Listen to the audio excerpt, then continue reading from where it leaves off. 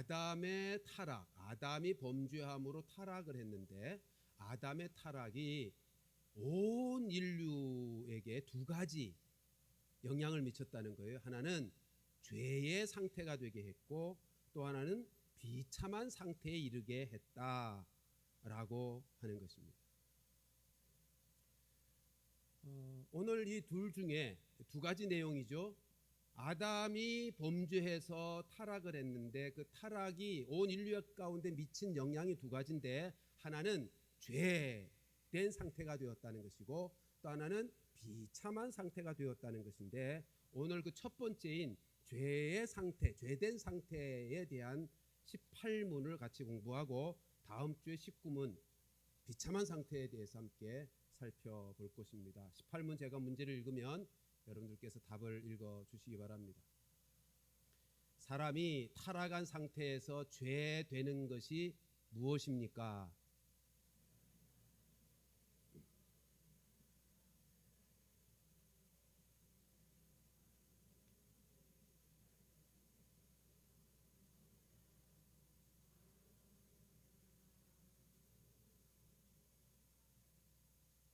좀 길죠. 그럼 아담이 타락해서 사람 온 인류 가운데 미친 것이 두 가지 상태, 죄된 상태, 비참한 상태인데 그러면 첫 번째 사람이 아담의 타락으로 사람이 타락한 상태가 되고 죄된 상태가 됐는데 그 죄되는 것이 무엇인가 하는 것이에요. 여기도 두 가지로 답하고 있습니다. 사람이 타락한 상태에서 죄되는 것은 아담의 그 첫 범죄에 유죄한 것이 되었다는 거예요. 그러니까 아담이 죄를 범했지만 아담의 그 첫 번째가 모든 인류에게 유죄한 것이 되었어요. 그러니까 죄 있는 것이 되었다는 거예요. 다른 말로 죄인이라고 하는 신분을 갖게 되었다는 거예요.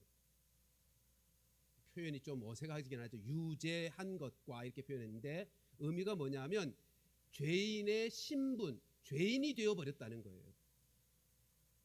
유죄, 죄가 있는 사람이 되었다. 두 번째가 온 성품이 부패했다, 하게 되었다.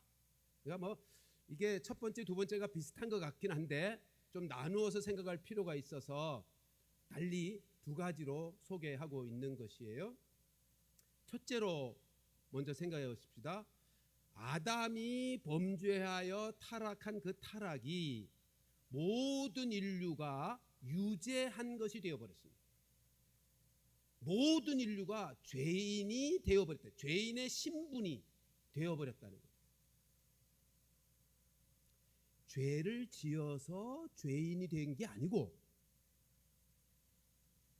태어날 때부터 아담 안에서 태어난 보통 생육법으로 태어난 모든 사람들이 태어날 때부터 죄인이다 라고 하는 선언을 듣는 죄의 신분으로 태어났다는 것입니다. 그걸 로마서 5장 18절에서 이렇게 표현하는 거예요. 같이 읽어보십시다. 시작. 그런즉 한 범죄로 많은 사람이 정죄에 이르렀다. 여기 한 범죄, 이게 아담의 범죄죠. 아담의 범죄의 그 아담의 타락으로 말미암아 모든 사람이 죄인이다. 그렇게 정죄가 되어 버렸어요. 죄인의 신분이 되어 버렸다라고 하는 것입니다. 그러니까 아이가 이렇게 태어났는데 죄도 몰라요. 죄가 뭔지도 모르고 죄에 대한 의식도 없어요. 죄를 짓지도 않았어. 근데 하나님은 선언합니다. 넌 죄인이야. 성경이 가르치는 말씀이 그렇다는 거예요. 한 범죄, 아담의 범죄로 모든 사람이 정죄에 이르게 되어 태어나는 순간부터, 아니 뱃속에 있을 때부터도 너는 죄인이다. 그래서 죄인의 신분으로 태어난다는 것입니다. 그건 무슨 말이에요? 그 모든 인류가 구원이 필요한 죄인이라는 거예요. 이걸 생각하면 이 교리는 좀 너무하다. 아니 죄를 지은 것도 아니고 거기다가 죄에 대한 의식조차 없는 갓난아기 또 태어나자마자 너 죄인이야. 근데 죄의 신분을 씌울 필요가 어떻게 가능한가 그런 생각이 들죠. 근데 성경은 아주 분명하게 말씀하는 겁니다. 아담의 타락 이후로 아담 안에서 태어난 모든 사람들은 유죄, 정죄, 죄인이다 하는 신분, 죄인의 신분으로 태어난다는 것입니다. 지난주에 우리가 자녀를 키울 때 그것을 확인할 수 있다 그랬죠. 제가 어린아이들이 죄인인 것을 증명하기 위해서 제가 손주 얘기밖에 못해요. 손주 얘기 하나 더 하십시다. 지성이 동생이 지은인데 돌 같이 났어요. 아직까지 기어 다녀요. 걷지를 못하고. 이렇게 기어 다니다가 뭘 집으면 입에 넣고 빨고 싶어 하죠. 아직까지. 엄마가 뭘 입에 물려고 하면 지지 입에 물지 마라고 해요. 그러면 뒷단에는 엄마 눈을 피해야 한다고 벌벌 기어가서 구석탱이에 가서 다시 입에 물려고 합니다. 그럼 엄마가 뒤에서 보고 에이 지지 그러면 뒤를 탁 돌아보면서 빙그레 웃는데요. 마치 자기가 언제 그랬냐는 듯 오리발을 내미는 거죠. 그러면서 하는 에리 얘기가 그래요. 아이고 가르쳐주지도 않았는데 어찌 그렇게 속이고 거짓말하고 안 그런 채 하는지 제가 들으면서 아니 자기도 어릴 때 그랬으면서 아니 근데 에리만 그랬나? 우리 모두가 그렇단 말이에요. 우리 모두가 그렇단 말이에요. 여러분 다윗이 그래서 그렇게 고백하는 거 시편 51편 5절 다시 한번 읽습니다. 시작. 내가 죄악 중에서 출생하였으며 어머니가 죄 중에서 나를 잉태하였나이다. 뱃속에서 이미 죄인이. 여러분 교회 안에서요 이 사실을 분명하게 믿고 행하는 예식 하나가 있어요. 그게 뭐죠? 유아 세례. 세례가 뭐죠? 세례라고 하는 것은 죄를 씻는 의식이에요. 유아 세례는 태어나자부터 만 2세까지의 아이에게 베푸는 거예요. 그러니까 유아들에게도 세례를 베푼다는 말은 이미 그 유아도 죄 씻음이 필요하다는 것을 전제하는 거죠. 예수 그리스도의 구속, 대속의 은혜가 필요한 죄인이라고 하는 것을 분명히 하는 것이 유아 세례입니다.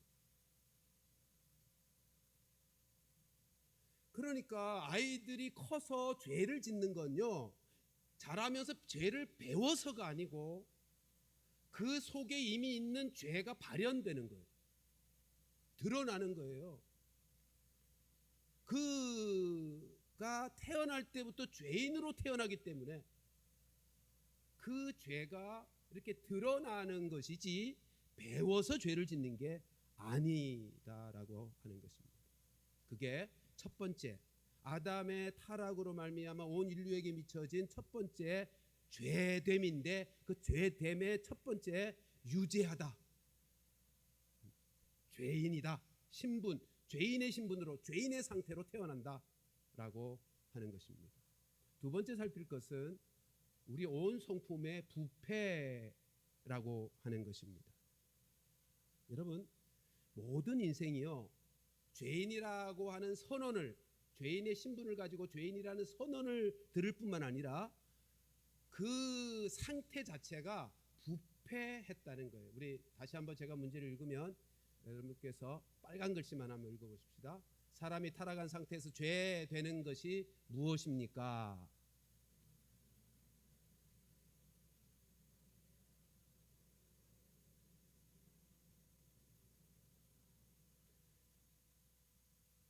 여러분 온 성품이 부패했다는 말을 다른 말로 신학적으로는 전적 부패라고 해요. 전적 부패. 이 전적 부패한 상태를 원죄라고 하는 거예요. 이걸 그 의미를 풀어보면 이런 거예요. 죄를 짓게 만드는 힘이 있어요. 사람이 아담의 타락으로 말미암아 그 이후로 보통 생육법으로 의해 태어난 모든 인류는 그 안에 원죄를 가지고 태어나는데 원죄를 가지고 태어난다는 말을 다른 말로 말하면 전적 부패함의 마음으로 태어나는데 그 원죄는 우리로 죄를 짓게 하는 힘을 가지고 있다. 죄를 짓게 만들어요. 그걸 원죄라고.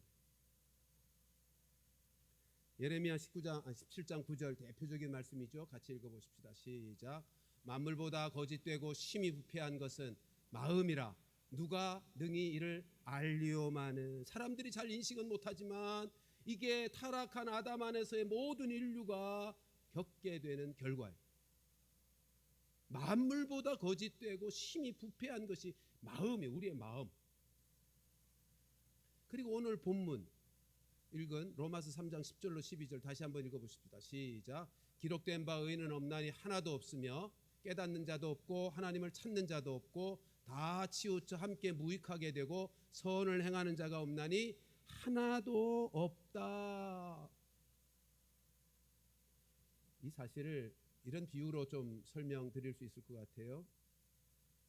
깨끗한 물에 독을 한 방울 떨어뜨렸다고 생각해 보십시오. 그러면 그 깨끗한 물이 다 독물이 되는 거죠. 그죠?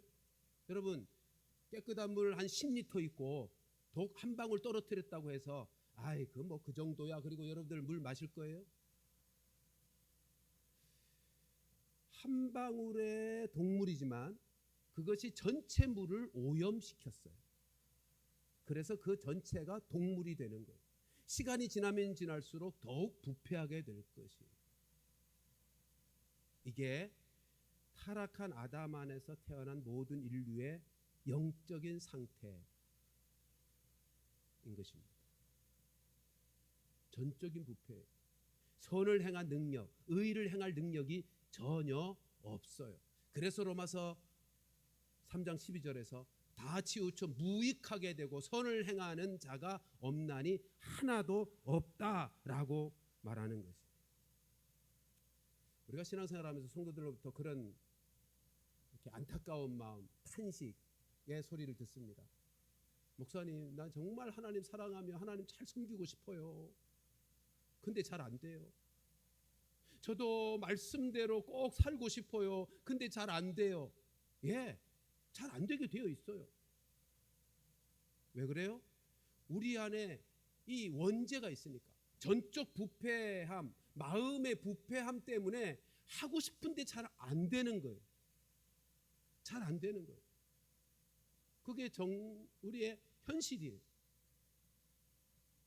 여러분이 우리의 부패성과 관련한, 우리의 죄성과 관련한 우리가 아주 중요하게 놓치지 말아야 될 성경 구절 하나 있는데 마태복음 15장 17절부터 20절 말씀입니다. 같이 한번 읽어보십시다. 시작. 입으로 들어가는 모든 것은 배로 들어가서 뒤로 내버려지는 줄 알지 못하느냐. 입에서 나오는 것들은 마음에서 나오나니 이것이야말로 사람을 더럽게 하느니라. 마음에서 나오는 것은 악한 생각과 살인과 간음과 음란과 도적질과 거짓 증언과 비방이니 이런 것들이 사람을 더럽게 하는 것이요 씻지 않은 손으로 먹는 것은 사람을 더럽게 하지 못하느니라. 이게 무슨 말씀이냐 하면 죄라고 하는 것, 그것은 밖에서 이렇게 들어오는 게 아니고 안에서 나가는 것이라는 거예요. 이 말씀의 배경이 마태복음 15장 1절이에요. 1절 말씀을 1절 말씀 2절 말씀까지 한번 3절 말씀까지도 같이 한번 읽어보십시다. 시작. 그때에 바리새인과 서기관들이 예루살렘으로부터 예수께 나와 이르되 당신의 제자들이 어찌하여 장로들의 전통을 범하나이까? 떡 먹을 때에 손을 씻지 아니하나이다. 대답하여 이르시되 너희는 어찌하여 너희의 전통으로 하나님의 계명을 범하느냐. 이게 배경이에요.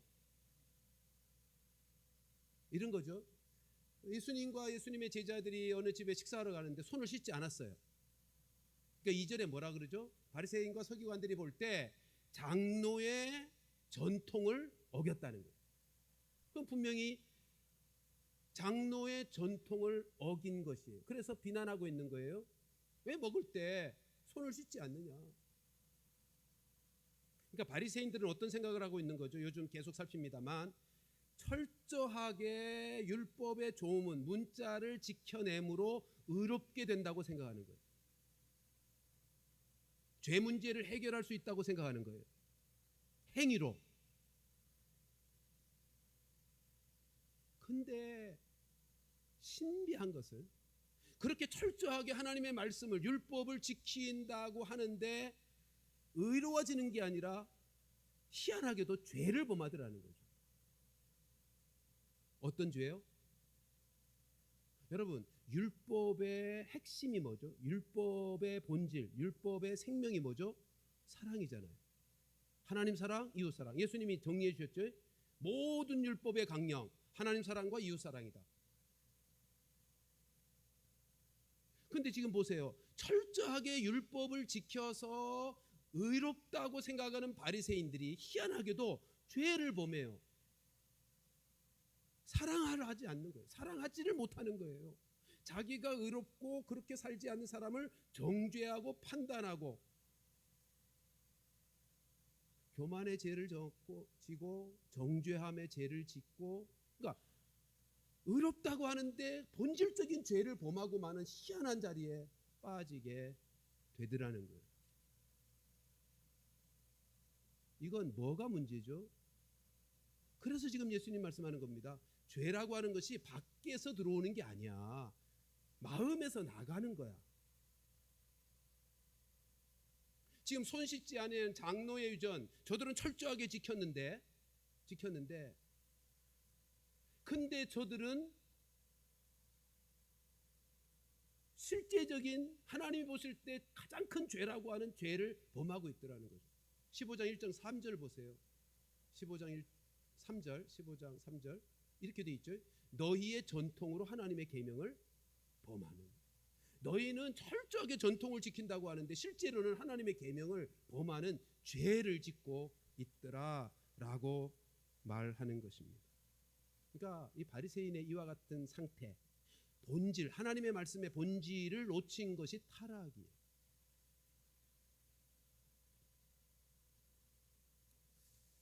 여러분, 타락의 그 상태가 어떤 것인가를 잘 보여주는 것이 유다서 1장 6절인데요. 같이 한번 읽어보십시다. 시작.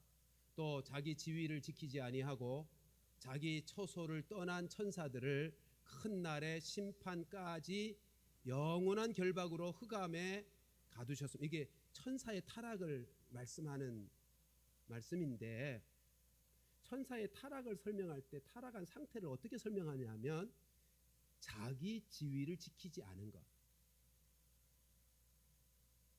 자기의 처소를 떠난 것. 여러분, 천사가 자기의 지위를 지키지 않고 자기의 처소를 떠나버린 것, 이게 타락이라는 거예요. 우리가 타락할 때, 그러니까 아담의 타락으로 모든 사람이 부패하게 되었다. 그 부패함의 상태, 타락한 상태를 얘기할 때 보통 사람들은 어떤 생각을 하냐면, 타락이란 도덕적으로 윤리적으로 망가지게 된 것. 그렇죠? 평상시에 그냥 잘 상식적으로 건전하게 살다가 언제부터 쾌락주의에 빠지고 술 담배에 빠지고 그러면 저 사람 타락했어. 춤바람에 빠지고 그러면 저 사람 타락했어. 이렇게 말해요. 근데 타락, 성경에서 말하는 타락은 그런 개념이 아니에요. 도덕적인 개념 이전에, 도덕적인 문제 이전에 성경에서 말하는 타락은 하나님과의 관계의 문제라고요. 하나님과의 관계에 있어서 자기의 지위를 지키지 않고 자기의 처사를 떠나버린,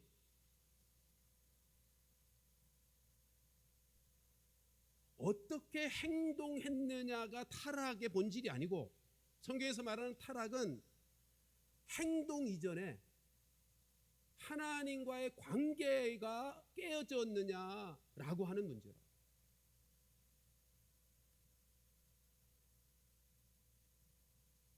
지난주에 그런 말씀 드렸잖아요. 아담의 타락을 어떻게 우리는 소개했죠? 아담의 타락이 뭐라고요? 선악을 알게 하는 나무의 실과를 따먹는 것이 아담의 타락이었다. 그건 어떤 의미를 가졌죠? 하나님의 권위를 도전한 것, 하나님의 권위를 인정하지 않는 것. 그건 피조물된 인간이 가지고 서야 할 위치가 아니죠. 그게 피조물된 자의 지위가 아니잖아요. 하나님과의 관계에 있어서 자기의 지위를, 자기의 초소를 지키지 못하고 떠나고 벗어난 그것이 타락이에요. 이게 부패함의 모습이라고요. 여러분, 우리가 이걸 분명히 하지 않으니까 우리도 스스로 나는 타락한 죄인이야를 제대로 인식하지 못하고 스스로 속는 거예요. 타락이라고 하는 것을 자꾸 도덕적으로 해석하니까, 이해하니까, 도덕적이고 윤리적인 것으로 타락을 이해하다 보니까 분명히 우리가 타락한 상태에 있고 부패함의 실상을 갖고 있음에도 스스로 속는 거예요. 난 괜찮아. 그럼 우리 예배도 잘 드리잖아요. 11조 헌금도 잘 드리잖아요. 봉사의 자리도 빠지지 않잖아요. 뭐 그 정도 내가 그렇게 열심히 잘 섬기고 행동하면, 행위가 있으면, 또 뭐 누구 도적질해요, 사기쳐요, 그러지 않잖아요. 그러니까 우리는 나 꽤 괜찮은 사람 이렇게 생각하는 거예요. 여러분, 타락의 상태라고 하는 것이 어떤 것이라고요? 하나님과의 관계가 깨어진 거예요. 타락이란 하나님과의 관계의 문제라고요. 그러니까 우리가 타락이라고 하는 건, 나의 부패함의 상태라고 하는 것을 도덕적이고 윤리적인 차원으로 생각하다 보니까 하나님과의 관계의 중요성을 자꾸 놓치는 거예요. 잊지 마십시오. 타락의 상태라고 하는 것은 하나님과의 관계의 문제예요. 관계의 문제.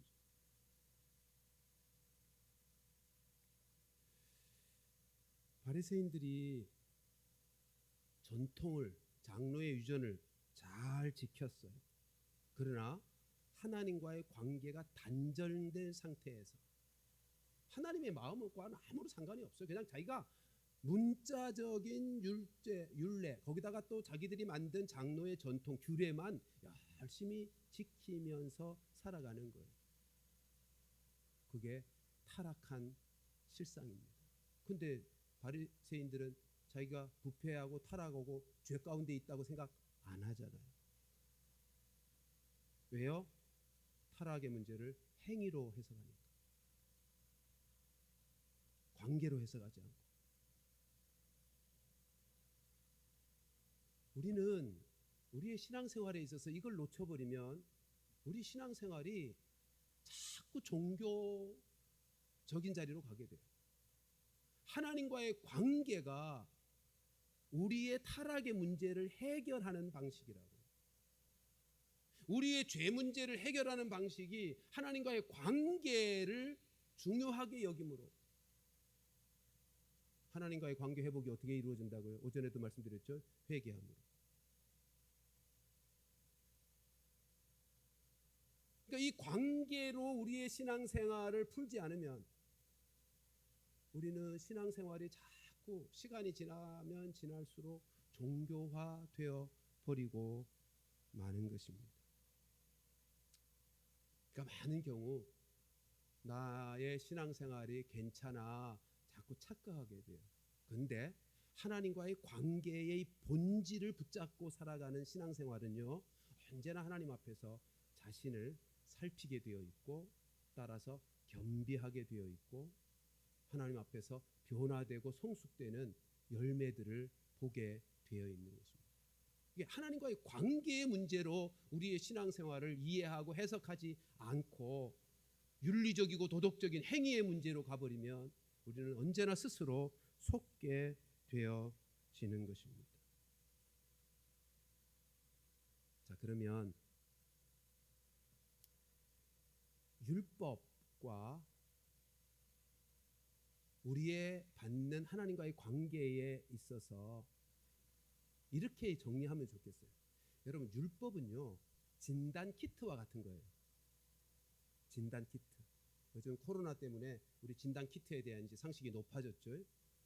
진단 키트가 얼마나 중요해요. 코로나가 터졌을 때 진단 키트가 없으니까 얼마나 온 지구촌이 혼란을 겪었어요. 근데 진단 키트가 중요해요. 근데 그거보다 더 중요해. 진단 키트 자체가 치료를 못 하잖아요. 율법이라고 하는 것은 진단 키트입니다. 그 다음에 중요한 게 뭐예요? 진단 키트가 있으면 코로나에 걸렸다를 확인하게 되죠.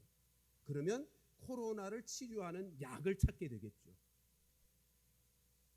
율법은 우리가 죄인이다라고 하는 것을 확증시켜 주시는, 확인시켜 주시는 진단 키트예요. 그것이 분명하게 확인되고 나서는 예수님이 필요한 거죠. 구원주 되신 예수님, 하나님의 긍휼과 용서가 필요한 것이 절대적이 되는 거죠. 그러니까 율법도 중요하고, 그러나 율법으로 되는 건 아니고, 율법을 통해서 내가 죄인인 것을 깨닫고 그 죄인임을 고백하여 하나님의 긍휼을 구하며 예수 그리스도, 우리의 대속자, 그 질병을 치유하시는 예수 그리스도를 필요로 하고 절대적으로 하나님의 긍휼을 의지하게 되는 것이죠. 그래서 예수님께서 하신 말씀이 뭐죠? 마가복음 2장 17절 말씀에 같이 읽어보십시다. 시작. 예수께서 들으시고 그들에게 이르시되 건강한 자에게는 의사가 쓸데없고 병든 자에게라야 쓸데있느니라. 나는 의인을 부르러 온 것이 아니요 죄인을 부르러 왔노라 하시니라. 자기가 죄인됨을 어떻게 알아요? 율법으로 알아요. 그러니까 율법은 중요해요. 이것도 분명해서 내가 죄인인 것이 분명해야 구원주가 절대적으로 필요하지 않겠어요? 제가 오늘 말씀했어요. 내가 하나님의 말씀을 통해서 내가 얼마나 큰 죄인인지, 전적 부패, 그래서 전적 무능한, 의를 행하고 선을 행할 능력이 전혀 없는 전적 부패한 원죄를 가진 인생인 것을 분명히 깨닫는 자들만이, 그래서 이것을 분명하게 인정하는 자들만이 예수 그리스도의 구속의 은혜를 절대적으로 요청하게 되고 하나님의 용서하시는 긍휼과 사랑을 절대적으로 의존하게 되는 것이죠. 잊지 마십시다. 우리 모두는 아담의 타락으로 말미암아 완전한 온 성품이 부패한 인생으로 전락하고 말았습니다. 이걸 분명히 깨달아야 해요. 바리새인들처럼 아니야, 나는 의를 행할 수 있어, 율법 하나님의 말씀을 지킬 수 있어, 그러면 스스로 속고 망하는 길을 가는 것입니다. 자, 그러면 우리의 마음이 전적으로 부패했다면 근원적인 해결의 방법은 뭐죠? 마음을 바꿔야죠. 마음이 변해야죠. 그래서 주님이 하신 말씀이 요한복음 3장 3절의 말씀이죠. 같이 읽으십시다. 시작. 예수께서 대답하시되 진실로 진실로 내게 이르노니 사람이 물과 성령으로 나지 아니하면 하나님의 나라에 들어갈 수, 거듭나야 되는 거예요. 물과 성령으로 거듭나는 일이 있어야, 다시 말하면 우리의 속마음이 새로운 마음으로 바뀌어야 그것만이 우리의 부패함에, 그 부패로 말미암아 영원한 지옥에 갈 문제, 죄 가운데 살아갈 수밖에 없는 인생이 되는 문제, 이걸 해결할 수 있어요. 근데 이 거듭남이 무엇으로 난다고요? 물과 성령으로 난다. 성령이 하시는 일이 그거예요. 여기 물은 저는 말씀을 하고 해석하는 건데요. 성령께서 말씀을 통하여 우리를 거듭나게 하시는, 우리의 마음을 새롭게 만드시는 그 성령의 역사예요. 에스겔서 36장 26절 말씀 같이 읽으십시다. 시작. 또 새 영을 너희 속에 두고 새 마음을 너희에게 주되 너희 육신의 굳은 마음을 제거하고 부드러운 마음을 줄 것이며. 여기 새 영을 너희 속에 두고 새 마음을 너희에게 준다. 성령께서 하시는 일이란 말이에요. 성령께서 하시는 일이 우리의 마음을 새 마음으로 바꾸시는 거예요. 왜? 생명을 바꾸는 거니까. 거듭난다는 게 하늘의 생명을 우리에게 주시는 거잖아요. 새로운 마음을 주심으로 굳은 마음을 제거하고 부드러운 마음, 하나님의 말씀을 들을 수 있게 하고 27절로 건너가 보면 뭐라고 표현하냐면 하나님의 말씀을 지켜 행할 수 있게 하는 마음을 주신다는 거예요. 27절도 같이 읽어보실까요? 시작. 또 내 영을 너희 속에 두어 너희로 내 율례를 행하게 하리니 너희가 내 규례를 지켜 행할지라.